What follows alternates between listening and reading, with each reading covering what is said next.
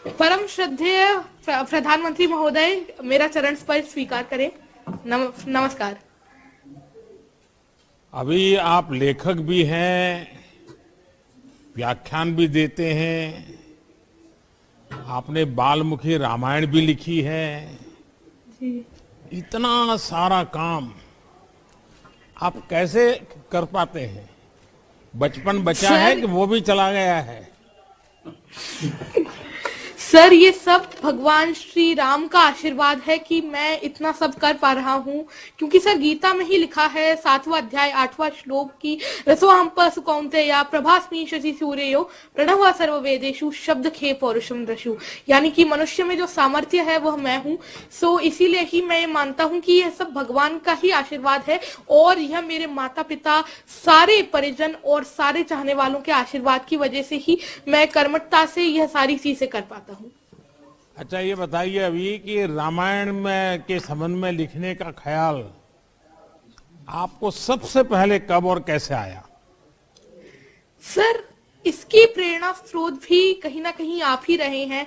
Lockdown 2020 में जब हम सभी लोग, खासकर हम बच्चे, पूरी तरीके से हताश हो गए थे, तब आपने टीवी पर रामायण प्रसारित करवाई, और जब मैंने रामायण देखी तो मैं रामायण से बहुत ज्यादा इंस्पायर हुआ, क्योंकि कहा जाता है knowledge is better caught not taught.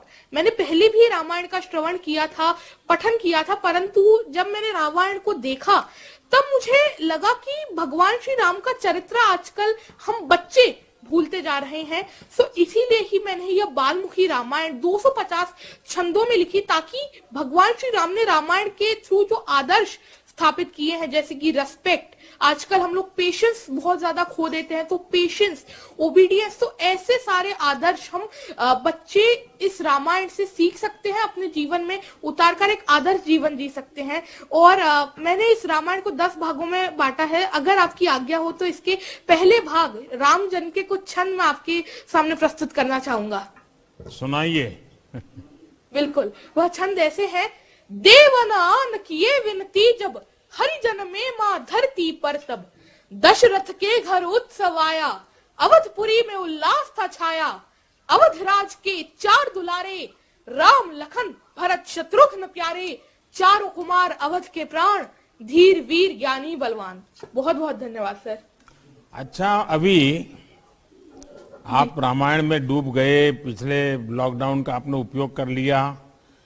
Ramayan में वो कौन सा पात्र है, कौन सा चरित्र है जो आप पर बहुत ही प्रभावी है, आप पर, आपकी उसके प्रति श्रद्धा बन गई है? सर, ऐसे तो एक ही है, मर्यादा पुरुषोत्तम भगवान श्री राम, क्योंकि आजकल के जीवन में जीने के लिए हमें जो भी आदर्श की जरूरत है, एक आदर्श इंसान को कैसा होना चाहिए, भगवान श्री राम ने त्रेता युग में ही वह सारी चीजें दर्शा दी थी। वह कैसे सबको साथ लेकर चलते थे, कितना धैर्य वह रखते थे, और सबका कितना आदर करते थे। ऐसी काफी सारी चीजें हैं जो मुझे भगवान श्री राम से सीखने को मिलती हैं। सो ऐसे आदर्श तो मेरे भगवान श्री राम ही हैं। तो अभी परिवार में सब तंग आ जाते होंगे, दिन भर तुम्हें रामायण रामायण करते रहते होंगे, तो घर के सब लोग नाराज हो जाते होंगे।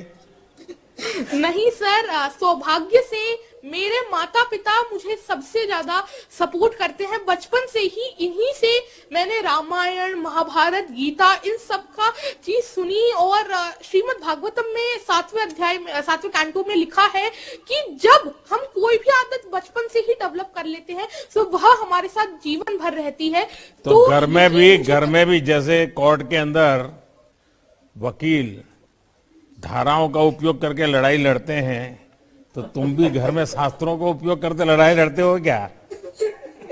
नहीं सर, शास्त्रों का तो मैं जरूर ही उपयोग करता हूँ, परंतु मैं बच्चों को सिखाने में इनका उपयोग करता हूँ। मेरे मिशन संस्कार और शिक्षा के अंतर्गत मैं बच्चों को भारतीय शास्त्रों, भारतीय कल्चर के बारे में बताता हूँ, और यह बताता हूँ कि कैसे हमारा जो भारतीय कल्चर है कितना ग्लोरियस है, कितना रिच है वह, और हम कितने आगे हैं। क्या अभी ये मध्य प्रदेश के पानी में ही कोई विशेषता है क्या, इस प्रकार के बच्चे तैयार होते हैं? जी हाँ सर, यह मालवा भूमि तो इतनी सुंदर रही है। इसने लता मंगेशकर मैम इतने बड़े बड़े इन्होंने वीर दिए हैं। देवी देखिए, अहिल्याबाई मैं आपको एक घटना सुनाता हूं। जी आपके एक मुख्यमंत्री उमा भारती जी मध्य प्रदेश की मुख्यमंत्री रही है। जी वो बहुत छोटी थी तब वो व्याख्यान करती थी। जी तो गुजरात में अहमदाबाद में उनका मणिनगर इलाके में व्याख्यान था। आज से करीब 45-50 साल पुरानी बात है। अखबारों में बहुत चर्चा होती थी, तो हम भी सुनने के लिए चले गए। और मैं हैरान था, उतनी छोटी उम्र में जिस प्रकार से वो धारा प्रवाह वक्तव्य देती थी, जिस प्रकार से शास्त्रों का बहुत ही सटीक रूप में उल्लेख करती थी, संस्कृत बोल लेती थी, चौपाइयाँ गा लेती थी और अपनी बचपना की हरकतें भी करती थी मंच पे बैठे बैठे। मैं बहुत प्रभावित हुआ था। बहुत बहुत बहुत साल पहले की बात है, तब उनकी आयु बहुत छोटी थी। तो मुझे लगा कि शायद मध्य प्रदेश में ये कुछ ताकत ऐसी है कि सब इसी प्रकार के विद्वान लोग बचपन में ही तैयार हो जाते हैं।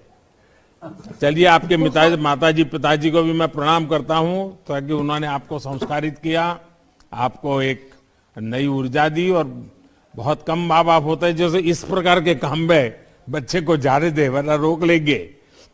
देखिए, आपकी उम्र और आपका काम इस बात को साबित करते हैं कि बड़े काम करने के लिए कोई उम्र छोटी नहीं होती है। आप सिर्फ बच्चों के लिए नहीं, पूरे समाज के लिए एक प्रेरणा है। आप जो भी करें पूरा मन लगाकर करें, इस सोच के साथ करें कि मेरा काम देश को कैसे लाभ पहुंचा रहा है। पद, प्रतिष्ठा, आपकी उपलब्धियां भी कभी कभी आप पर दबाव बनाती है। किसी भी चीज का दबाव खुद पर न आने दे। आपको आने वाले जीवन के लिए बहुत बहुत शुभकामनाएं। बहुत बहुत धन्यवाद सर। अपना आशीष हमेशा मुझ पर बनाए रखें। प्रधानमंत्री जी, मध्य प्रदेश की पुण्य धरती से अब आपको डिजिटली ले जाना चाहेंगे कर्नाटका, जहां पर आपसे संवाद करने के लिए आतुर हैं कुमारी रिमोना इवेट परेरा। नमस्कार माननीय प्रधानमंत्री जी। नमस्ते। नमस्कार सर। आज नेशनल गर्ल चाइल्ड डे है। सबसे पहले मैं आपको और देश भर की बेटियों को बहुत बहुत बधाई देता हूं। रेमोना थैंक यू जी, सर। आपने जी सर। 3 वर्ष की आयु से नृत्य जी। के क्षेत्र में अपनी प्रैक्टिस शुरू की। जी आपने खुद को लगातार कैसे प्रेरित किया? क्या घर के लोग सुबह उठा उठा करके करवाते थे कि खुद के मन में कुछ इच्छा होती थी? जी सर, एक्चुअली मेरे मम्मा बहुत इंटरेस्टेड थे डांस में। मेरे को कुछ नॉलेज नहीं था डांस के बारे में, तो उन्होंने मेरे को सिखाया था और उनको इंडियन कल्चर बहुत पसंद है। तो उन्होंने मेरे को थोड़ा थोड़ा थिंग्स सिखाया था जो इंडियन क्लासिकल आर्ट से जुड़ा हुआ है। तो इसलिए सब वहां से मेरे को भी इंटरेस्ट आया कि मुझे भी सीखना है इंडियन कल्चर के बारे में। और इंडियन कल्चर में कितना रंग और उसका रिचनेस जो है वो मैं all over the world spread करना चाहती हूँ सर। अच्छा, ये सीखने में काफी कठिनाई आई होगी, कई बड़ी मुश्किलें आई होगी, तो परिवार का सहयोग के बिना तो हो नहीं सकता है। जी तो कैसी कैसी कठिनाई आई है, कुछ बता सकती हो आप? कैसे रास्ते निकाले? जी सर, तो फर्स्ट ऑफ ऑल मेरे पास पिताजी नहीं है, वो एक्सपायर कर गए हैं। तो उसके वजह से मम्मा को बहुत कठिनाई है। और प्लस हम लोग 2 बच्चे हैं, मैं और मेरे भैया। तो इन एजुकेशन फील्ड बहुत मुश्किल था। और बट फिर भी मम्मा ने कुछ ये बिना सोच के उन्होंने बहुत हार्ड वर्क करके उन्होंने मेरे को एक डांस क्लास में डाला और एजुकेशन दिया। और मेरे को डांस फील्ड में ये सब सोच के तो ऐसा नहीं होता है सर कि मुझे ऐसे ही बैठना है। मुझे भी एक है कि मेरे को भी मेरा मामा का नाम ऊंचा करना पड़ेगा और मेरे गुरुओं का नाम, तो इसलिए बहुत कठिनाई थी सर। देखिए, मैं पहले तो आपकी माताजी को प्रणाम करता हूं।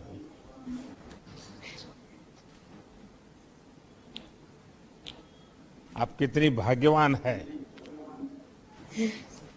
कि मां ने अपने जीवन में जो संकट आया,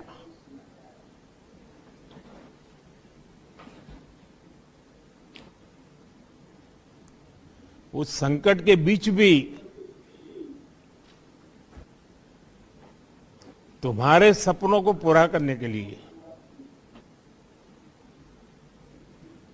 और मुझे बताया गया कि तुम टूटे कांच पर कार्यक्रम करती हो, आग पर कार्यक्रम करती हो। जी ये सर। सुनकर के ही डर लगता है, तुम्हें क्या लगता है? सर फर्स्ट तो मुझे बहुत डर लगा, बट बाद में मामा ने उसको लेके फर्स्ट एक्सपेरिमेंट किया कि उन्होंने नाचा उसके ऊपर। बाद में मेरे को ब्रेवरी दिया कि रेमोना कुछ नहीं होगा, जा बोल के। तो बाद में बहुत सालों लगा सर गांच के ऊपर जस्ट खड़े होने के लिए। बहुत गांच पीसेस पैर के अंदर गए हैं, बट फिर भी मुझे एक इंटरेस्ट भी था अंदर कि मुझे सीखना है बोल के।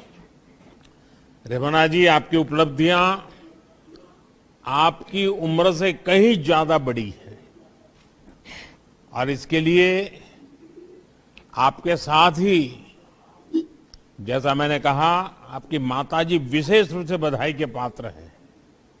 जी सर। पिछले कुछ वर्षों में ये हमारा प्रयास रहा है कि हमारे देश से, हमारा जो देश का सॉफ्ट पावर है, उसकी अपनी एक अहमियत है, और उसकी जितनी शक्ति मिलेगी, देश की शक्ति को प्रकट करने का एक रास्ता खोल देती है। इस सोच को आप जैसे युवा कलाकार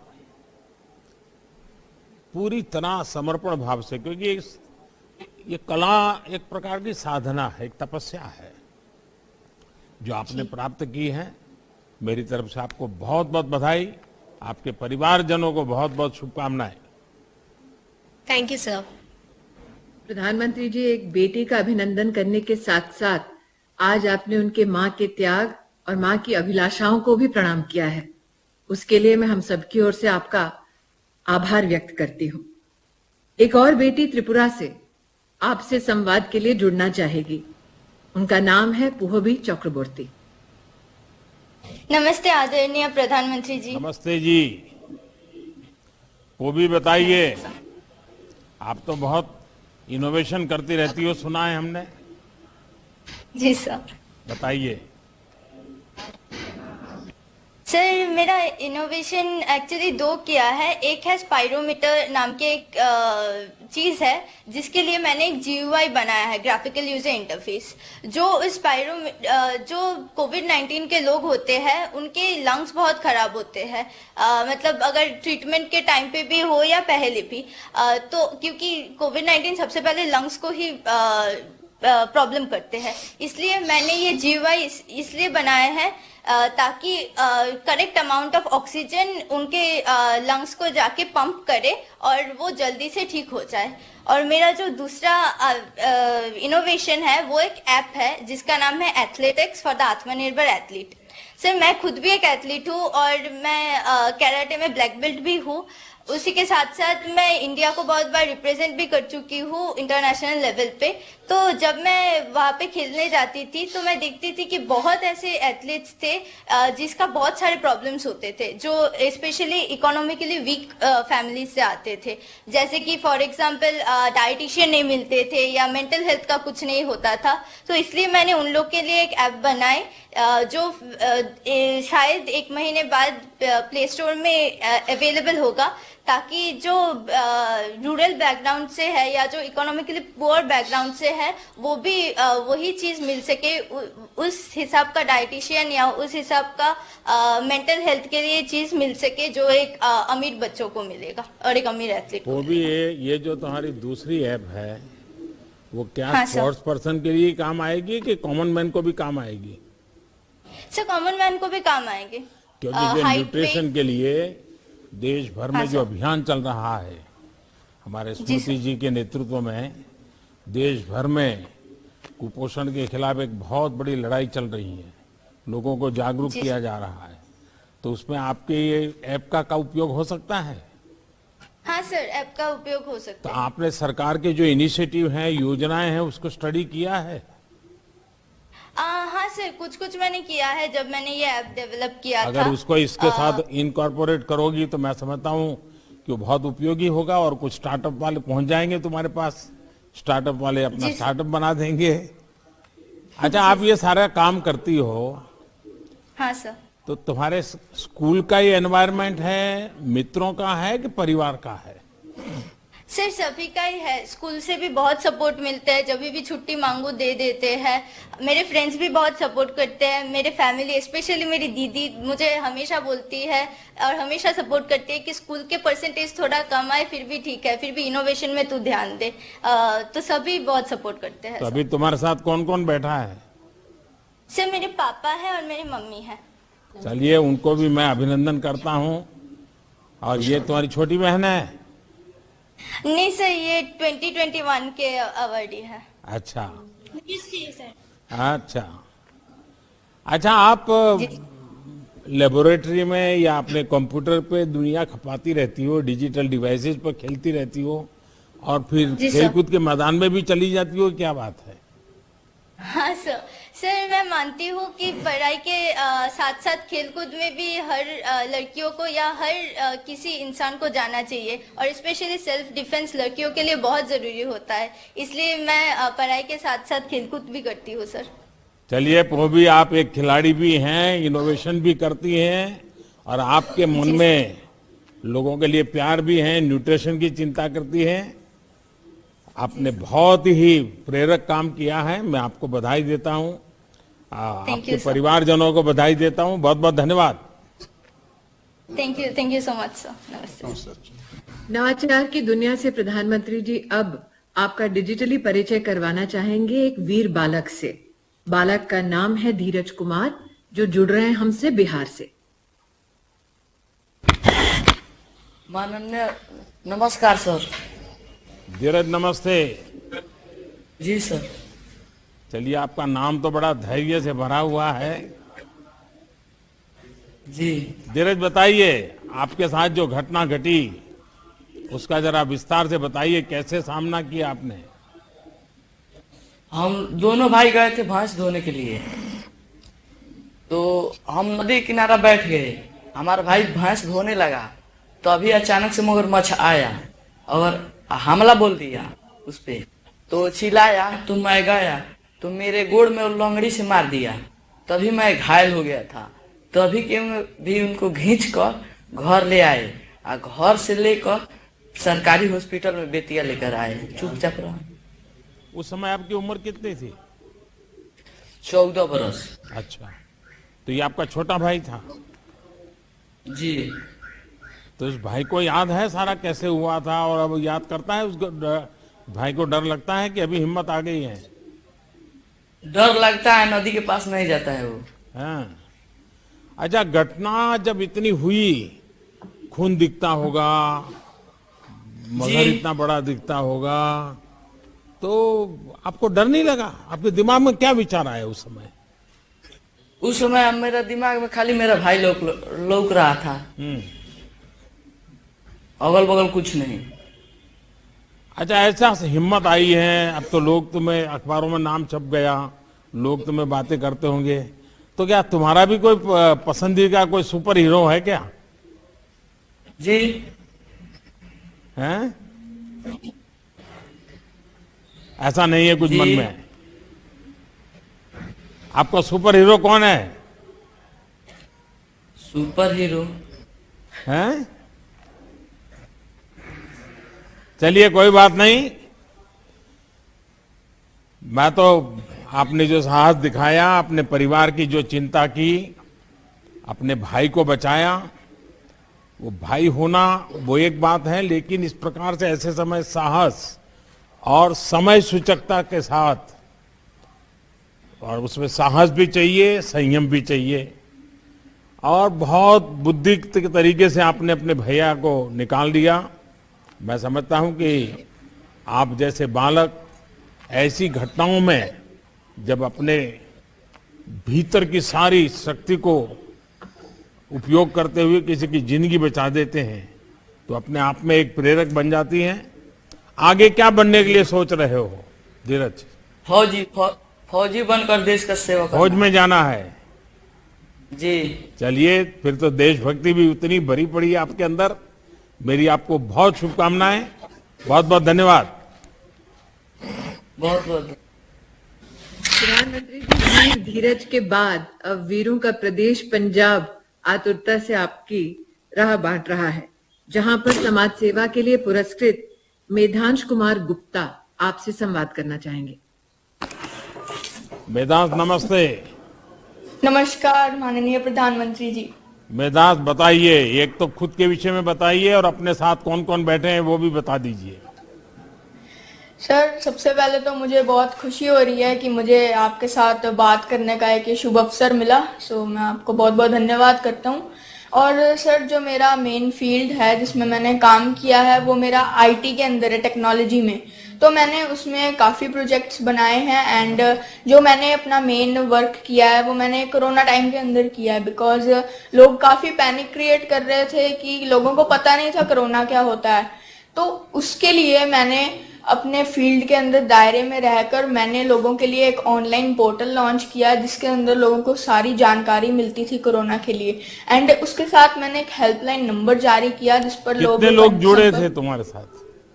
सर, उसके अंदर काफी लोग जुड़े थे ऑल ओवर इंडिया से, अलग अलग राज्यों से। एंड सर, मेरे साथ अभी मेरे मदर बैठे हैं एंड मेरे father and DM ma'am and उनके अधिकारी बैठे हैं। तो ये आपको आदत किसने डाली? माँ बाप ने डाली है? स्कूल में, कॉलेज में डाली? क्या हुआ? सर, मुझे जो मेरे को एक अवसर मिला वो मुझे मेरे पेरेंट्स की तरफ से मिला, क्योंकि वो भी आईटी के अंदर ही है उनका फील्ड।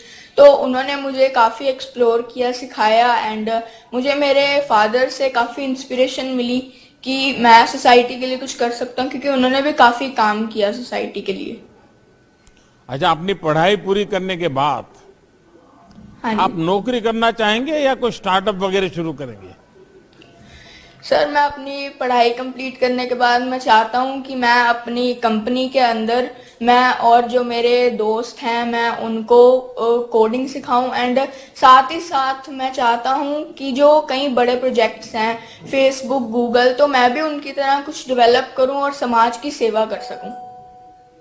मेधांश, आपको देखकर मुझे ये लगने लगा है कि पिछले कुछ वर्षों से किए गए भारत सरकार ने जो योजनाएं बनाई वो प्रयासों के कुछ अच्छे परिणाम निकल रहे हैं। हमारी कोशिश रही है कि हम देश के युवाओं को, आने वाली पीढ़ी को एक एंटरप्रेन्योरशिप के रूप में उनको कैसे उस तरफ आकर्षित करें, उस स्टार्टअप की दुनिया में आए, वो स्वयं एक प्रकार से जॉब क्रिएटर बने और देश की ताकत को बढ़ावा दे। आपने अपने काम से ये साबित कर दिया कि हमारे देश के बच्चों में जो योग्यता और उससे कितने बड़े बड़े बदलाव आ सकते हैं। तो मेरी तरफ से आपको, आपके परिवारजनों को बहुत बहुत बधाई। आपके सपने पूरे हो और आप बहुत प्रगति करें। बहुत बहुत धन्यवाद। धन्यवाद सर, बहुत बहुत। प्रधानमंत्री जी, आपका विशेष आग्रह रहा है कि बच्चों को खेलकूद की दुनिया में ज्यादा से ज्यादा आगे बढ़ाया जाए। आपने विशेष रूप से उन बेटियों का अभिनंदन किया है जिन्होंने खेल जगत में हिंदुस्तान का नाम विश्व पटल पर रोशन किया है। आज खेल के जगत से एक छोटी सी बेटी आपके हस्तों से पुरस्कृत भी हुई और अब संवाद के लिए आतुर है। मैं आपकी अनुमति से तारुषी गौर को आमंत्रित करना चाहूंगी चंडीगढ़ से। तारुषी, नमस्कार। नमस्कार आदरणीय प्रधानमंत्री जी। तारुषी, पहले लोग कहा करते थे कि खेल खेलने से पढ़ाई में बाधा आती है। आपको क्या लगता है, सच है क्या? आप पढ़ाई और सर, खेल में मुझे तालमेल कैसे बिठाती हैं? सर मुझे ऐसा लगता है कि पढ़ाई और खेल दोनों ही हमारी जिंदगी में बहुत जरूरी होते हैं। दोनों का अपना एक अलग महत्व होता है।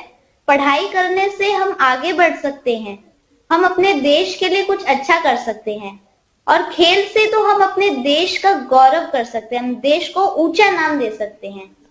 तो पढ़ाई और खेल दोनों करते हुए हम अपने देश को बहुत सपोर्ट कर सकते हैं और देश को प्राउड भी कर सकते हैं। आपके साथ कौन कौन है तारुषी? सर मेरे साथ मेरे माता पिता हैं और हमारे राज्य के डीसी सर हैं। अच्छा, तो तारुषी ये विचार सब कहाँ से आया तुम्हें? चंडीगढ़ कब से रहती हो? सर मैं काफी समय से चंडीगढ़ के साथ जुड़ी हुई हूँ और उसके साथ साथ मैंने राष्ट्रीय प्रतियोगिता में भी चंडीगढ़ को रिप्रेजेंट करके चंडीगढ़ के लिए गोल्ड मेडल लेके आई हूँ। अच्छा, मैंने सुना है कि आप मैरी कॉम को अपना आदर्श मानती हैं। उनकी हाँ जी, कौन सी सर। खूबी आपको सबसे ज्यादा प्रेरित करती है? सर मैरी कॉम की अनेक खूबियां हैं, अगर मैं बताने लगूं तो पूरी मीटिंग ही खत्म हो जाएगी। मुझे मैरी कॉम इसलिए अच्छी लगती है क्योंकि वो मेरे को सिखाती हैं कि हमारी लाइफ में, हमारे स्पोर्ट्स में कितनी भी स्ट्रगल आए, कितनी भी डिफिकल्टी आए, हमें उसे पार करके अपने ड्रीम्स को अचीव करना है। उन्होंने इंडिया का नाम भी प्राउड किया है और उसके साथ साथ वो एक एक्सीलेंट मदर भी हैं, वाइफ और बेटी भी हैं। तो वो अपने खेल और पर्सनल लाइफ के बीच में बहुत अच्छे से बैलेंस भी करती हैं। तारुषी, आप इतनी सीरियस बातें क्यों करती हो? सर मैं सीरियस बातें नहीं करती हूँ, मैं सोचती हूँ कि मुझे देश का नाम ऊंचा करना है, इसलिए मैं डिसिप्लिन में रहने की कोशिश करती हूँ। मैं चाहती हूँ कि मैं अपने ड्रीम पे ही एम करूँ। आज जब पहली बार विदेश गई तब उम्र कितनी थी तुम्हारी? सर इस समय इस उम्र में मैं अभी विदेश नहीं गई हूँ क्योंकि अभी तक एज कैटेगरी नहीं थी। तो मैं सबसे बड़ा खिलाड़ी हूँ जिसको डिग्री 1 ब्लैक बेल्ट और ब्लैक बेल्ट डिग्री 2 भी मिली है। देखिए, आपने छोटी सी उम्र में बहुत सी उपलब्धि हासिल की है। इसके लिए मैं आपको और आपके पूरे परिवार को बधाई देता हूं। पिछले कुछ वर्षों से हमारी कोशिश यही है कि हम अपने खिलाड़ियों को हर तरह से सपोर्ट करें। इससे भी बड़ी कोशिश है कि हम ये भाव जगा सके कि हमारे खिलाड़ी दुनिया में किसी भी स्तर पर संघर्ष करते रहें, जीतते रहें और जीत सकते हैं।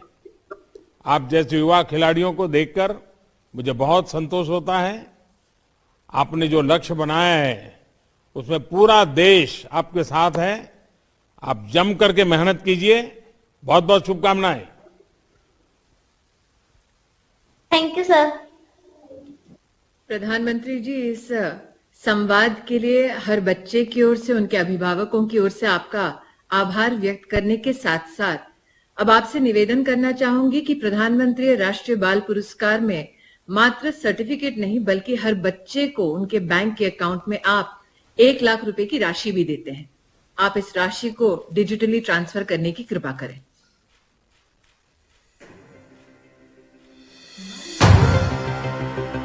माननीय प्रधानमंत्री जी के कर कमलों द्वारा 2022 के सभी विजेताओं के अकाउंट में 1-1 लाख रुपए की पुरस्कार धनराशि प्रदान की जाती है। सभी विजेताओं को हार्दिक शुभकामनाएं। प्रधानमंत्री जी, आज मात्र पुरस्कृत बच्चे ही नहीं बल्कि देश भर से, सभी प्रदेशों से बच्चे, उनके अभिभावक इस कार्यक्रम से जुड़े हैं। हम सब अभिलाषी हैं कि आपके शुभाशीष इस अवसर पर हम प्राप्त करें।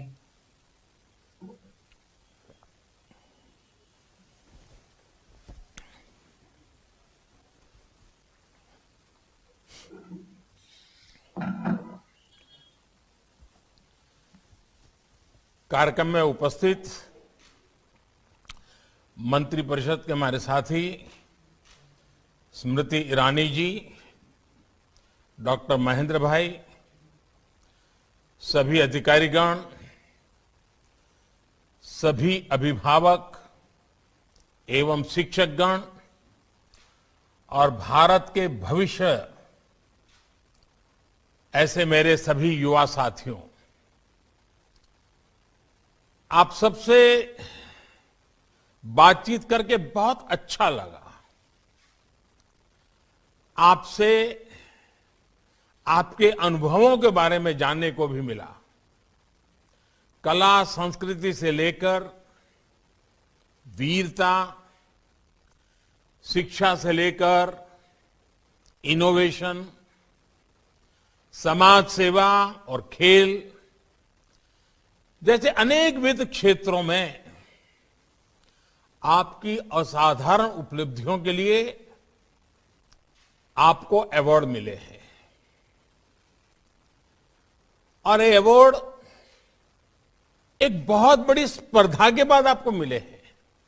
देश के हर कोने से बच्चे आगे आए हैं, उसमें से आपको आपका नंबर लगा है। मतलब कि अवार्ड पाने वाले की संख्या भले कम है, लेकिन इस प्रकार से होनहार बालकों की संख्या हमारे देश में अपरंपार है। आप सबको एक बार फिर इन पुरस्कारों के लिए बहुत बहुत बधाई। आज नेशनल गर्ल चाइल्ड डे भी है। मैं देश की सभी बेटियों को भी बधाई देता हूं, शुभकामनाएं देता हूं। साथियों, आपके साथ साथ मैं आपके माता पिता और आपके टीचर्स को भी विशेष रूप से बधाई देना चाहता हूं। आज आप इस मुकाम पर पहुंचे हैं, इसके पीछे उनका भी बहुत बड़ा योगदान है। इसलिए आपकी हर सफलता आपके अपनों की भी सफलता है। उसमें आपके अपनों का प्रयास और उनकी भावनाएं शामिल हैं। मेरे नौजवान साथियों, आपको आज ये जो अवार्ड मिला है, ये एक और वजह से भी बहुत खास है। ये वजह है उन पुरस्कारों का अवसर। देश इस समय अपनी आजादी के 75 साल का पर्व मना रहा है। आपको ये अवार्ड इस महत्वपूर्ण कालखंड में मिले हैं। आप जीवन भर गर्व से कहेंगे कि जब मेरा देश आजादी का अमृत महोत्सव मना रहा था, तब मुझे ये अवार्ड मिला था। इस अवार्ड के साथ आपको बहुत बड़ी जिम्मेदारी भी मिली है।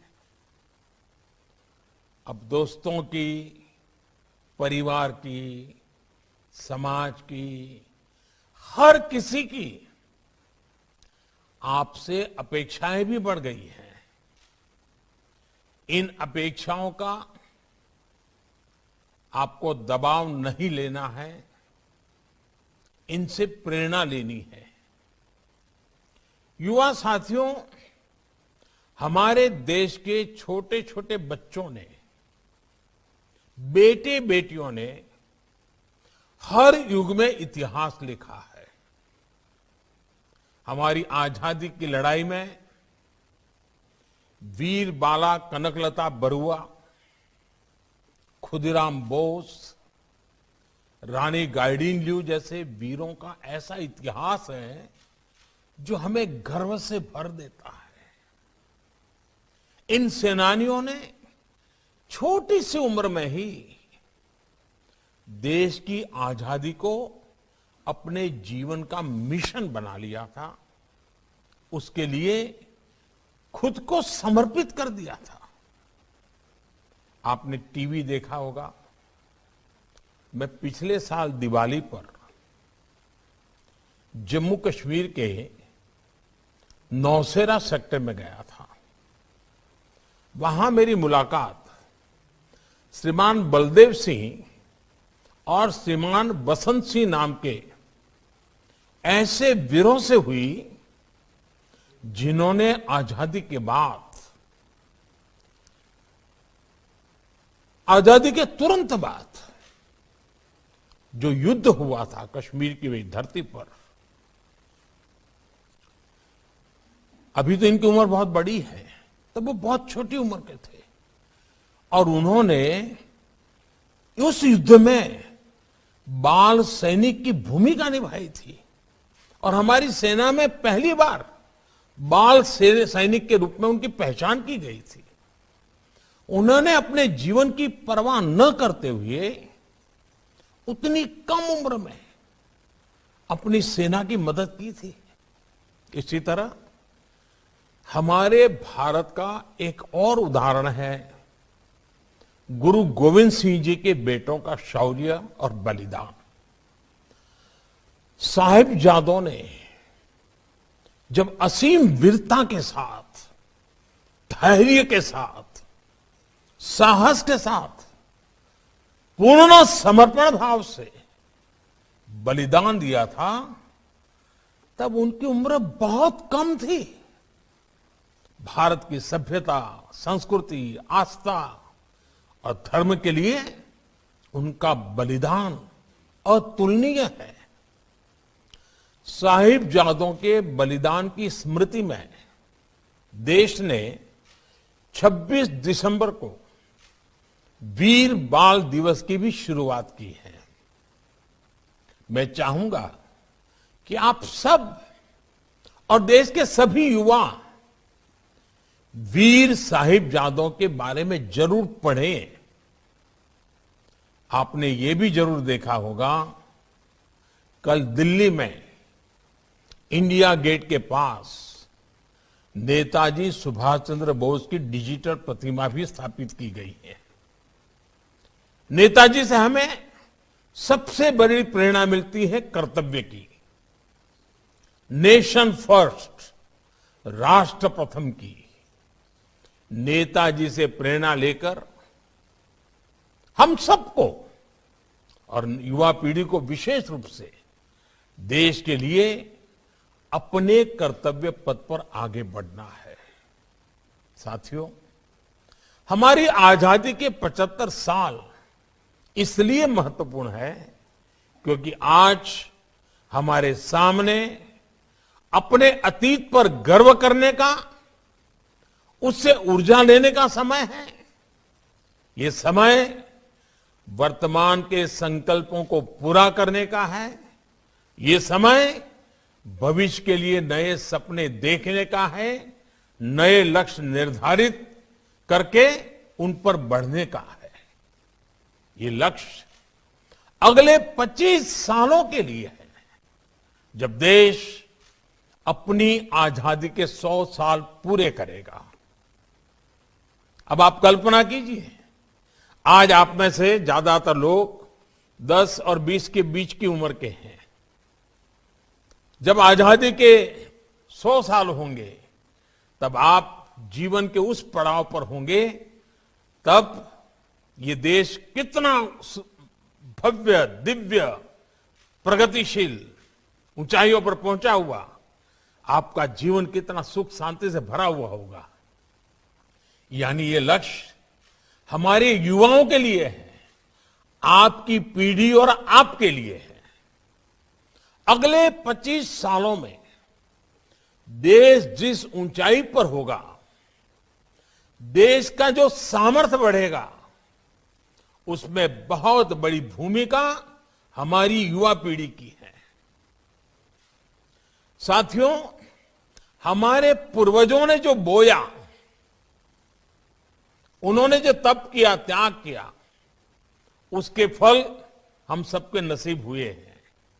लेकिन आप वो लोग हैं, आप एक ऐसे कालखंड में पहुंचे हैं, देश आज उस जगह पे पहुंचा हुआ है कि आप जो बोएंगे उसके फल आपको खाने को मिलेंगे। इतना जल्दी से बदलाव होने वाला है। इसलिए आप देखते होंगे कि आज देश में जो नीतियां बन रही हैं, जो प्रयास हो रहे हैं, उन सबके केंद्र में हमारी युवा पीढ़ी है, आप लोग हैं। आप किसी सेक्टर को सामने रखिए, आज देश के सामने स्टार्टअप इंडिया जैसे मिशन है, स्टैंड अप इंडिया जैसे प्रोग्राम चल रहे हैं, डिजिटल इंडिया का इतना बड़ा अभियान हमारे सामने है, मेक इन इंडिया को गति दी जा रही है, आत्मनिर्भर भारत का जन आंदोलन देश ने शुरू किया है। देश के हर कोने में तेजी से आधुनिक इंफ्रास्ट्रक्चर विस्तार ले रहा है। हाईवेज बन रहे हैं, हाई स्पीड एक्सप्रेस वेज बन रहे हैं। ये प्रगति, ये गति किसकी स्पीड से मैच करती है? आप लोग ही हैं जो इन सब बदलावों से खुद को जोड़कर देखते हैं, इन सब के लिए इतना एक्साइटेड रहते हैं। आपकी ही जनरेशन भारत ही नहीं बल्कि भारत के बाहर भी इस नए दौर के लीड कर रही है। आज हमें गर्व होता है जब देखते हैं कि दुनिया की तमाम बड़ी कंपनियों के सीईओ, हर कोई आज उसकी चर्चा कर रहा है। ये सीईओ कौन है? हमारे ही देश के संतान है, इसी देश की युवा पीढ़ी है जो आज विश्व में छाई हुई है। आज हमें गर्व होता है जब देखते हैं कि भारत के युवा स्टार्टअप की दुनिया में अपना परचम फहरा रहे हैं। आज हमें गर्व होता है जब हम देखते हैं कि भारत के युवा नए नए इनोवेशन कर रहे हैं, देश को आगे बढ़ा रहे हैं। अब से कुछ समय बाद भारत अपने दमखम पर पहली बार अंतरिक्ष में भारतीयों को भेजने वाला है। इस गगनयान मिशन का दारोदमार भी हमारे युवाओं के पर ही है। जो युवा इस मिशन के लिए चुने गए हैं वो इस समय कड़ी मेहनत कर रहे हैं। साथियों, आज आपको मिले ये अवार्ड भी हमारी युवा पीढ़ी के साहस और वीरता को भी सेलिब्रेट करते हैं। ये साहस और वीरता ही आज नए भारत की पहचान है। कोरोना के खिलाफ देश की लड़ाई हमने देखी है। हमारे वैज्ञानिकों ने, हमारे वैक्सीन मैन्युफैक्चरर्स ने दुनिया में लीड देते हुए देश को वैक्सीन दी। हमारे हेल्थ केयर वर्कर्स ने मुश्किल से मुश्किल समय में भी बिना डरे, बिना रुके देशवासियों की सेवा की। हमारी नर्सेस गांव-गांव मुश्किल से मुश्किल जगहों पर जाकर लोगों को वैक्सीन लगा रही हैं। ये एक देश के रूप में साहस और हिम्मत की बड़ी मिसाल है। इसी तरह सीमाओं पर डटे हमारे सैनिकों की वीरता को देखिए। देश की रक्षा के लिए उनकी जांबाजी हमारी पहचान बन गई है। हमारे खिलाड़ी भी आज वो मुकाम हासिल कर रहे हैं जो भारत के लिए कभी संभव नहीं माने जाते थे। इसी तरह जिन क्षेत्रों में बेटियों को पहले इजाजत भी नहीं होती थी, बेटियां आज उनमें कमाल कर रही है। यही तो वो नया भारत है जो नया करने से पीछे नहीं रहता। हिम्मत और हौसला आज भारत की पहचान है। साथियों, आज भारत अपनी वर्तमान और आने वाली पीढ़ियों के भविष्य को मजबूत करने के लिए निरंतर कदम उठा रहा है। नई राष्ट्रीय शिक्षा नीति में स्थानीय भाषा में पढ़ाई पर जोर दिया जा रहा है। इससे आपको पढ़ने में, सीखने में और आसानी होगी। आप अपनी पसंद के विषय पढ़ पाएं, इसके लिए भी शिक्षा नीति में विशेष प्रावधान किए गए हैं। देश भर के हजारों स्कूलों में बन रही अटल टिंकरिंग लैब्स पढ़ाई के शुरुआती दिनों से ही बच्चों में इनोवेशन का सामर्थ्य बढ़ा रही है। साथियों, भारत के बच्चों ने, युवा पीढ़ी ने हमेशा साबित किया है कि वो 21वीं सदी में भारत को नई ऊंचाई पर ले जाने के लिए कितने सामर्थ्य से भरे हुए हैं। मुझे याद है, चंद्रयान के समय मैंने देश भर के बच्चों को बुलाया था। उनका उत्साह, उनका जोश मैं कभी भूल नहीं सकता। भारत के बच्चों ने अभी वैक्सीनेशन प्रोग्राम में भी अपनी आधुनिक और वैज्ञानिक सोच का परिचय दिया है। 3 जनवरी के बाद से सिर्फ 20 दिनों में ही 4 करोड़ से ज्यादा बच्चों ने कोरोना वैक्सीन लगवाई है। ये दिखाता है कि हमारे देश के बच्चे कितने जागरूक हैं, उन्हें अपनी जिम्मेदारियों का कितना एहसास है। साथियों, स्वच्छ भारत अभियान की सफलता का बहुत बड़ा श्रेय, ये श्रेय भी मैं भारत के बच्चों को देता हूं। आप लोगों ने घर घर में बाल सैनिक बनकर के, स्वच्छाग्रही बनकर अपने परिवार को स्वच्छता अभियान के लिए प्रेरित किया। घर के लोग स्वच्छता रखें, घर के भीतर और बाहर गंदगी ना हो, इसका बीड़ा बच्चों ने खुद उठा लिया था। आज देश के बच्चों से एक और बात के लिए सहयोग मांग रहा हूं, और बच्चे मेरे साथ देंगे तो हर परिवार में परिवर्तन आएगा। और मुझे विश्वास है ये मेरे नन्हे मुन्ने साथी, यही मेरी बाल सेना मुझे इस काम में बहुत मदद करेगी। जैसे आप स्वच्छता अभियान के लिए आगे आए, वैसे ही आप वोकल फॉर लोकल अभियान के लिए भी आगे आइए। आप घर में बैठ करके, सब भाई बहन बैठ करके एक लिस्ट बनाइए, गिनती करिए, कागज लेकर के देखिए, सुबह से रात देर तक आप जो चीजों का उपयोग करते हैं, घर में जो सामान है, ऐसे कितने प्रोडक्ट्स हैं जो भारत में नहीं बने हैं, विदेशी हैं। इसके बाद घर के लोगों से आग्रह करें कि भविष्य में जब भी वैसा ही कोई प्रोडक्ट खरीदा जाए तो वो भारत में बना हो,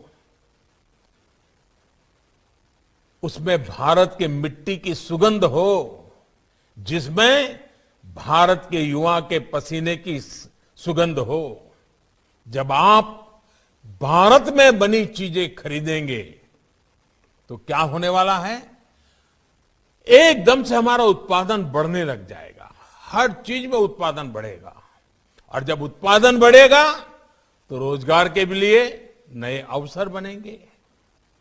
जब रोजगार बढ़ेंगे तो आपका जीवन भी आत्मनिर्भर बनेगा। इसलिए आत्मनिर्भर भारत का अभियान हमारी युवा पीढ़ी आप सभी से जुड़ा हुआ है। साथियों, आज से 2 दिन बाद देश अपना गणतंत्र दिवस भी मनाएगा। हमें गणतंत्र दिवस पर अपने देश के लिए कुछ नए संकल्प लेने हैं। हमारे ये संकल्प समाज के लिए, देश के लिए और पूरे विश्व के भविष्य के लिए हो सकते हैं। जैसे कि पर्यावरण का उदाहरण हमारे सामने है। भारत पर्यावरण की दिशा में आज इतना कुछ कर रहा है और इतना लाभ पूरे विश्व को मिलेगा। मैं चाहूंगा कि आप उन संकल्पों के बारे में सोचें जो भारत की पहचान से जुड़े हैं, जो भारत को आधुनिक और विकसित बनाने में मदद करें। मुझे पूरा भरोसा है आपके सपने देश के संकल्पों से जुड़ेंगे और आप आने वाले समय में देश के लिए अनगिनत कीर्तिमान स्थापित करेंगे। इसी विश्वास के साथ आप सभी को एक बार फिर बहुत बहुत बधाई। सभी मेरे बाल मित्रों को बहुत बहुत प्यार, बहुत बहुत बधाई, बहुत बहुत धन्यवाद।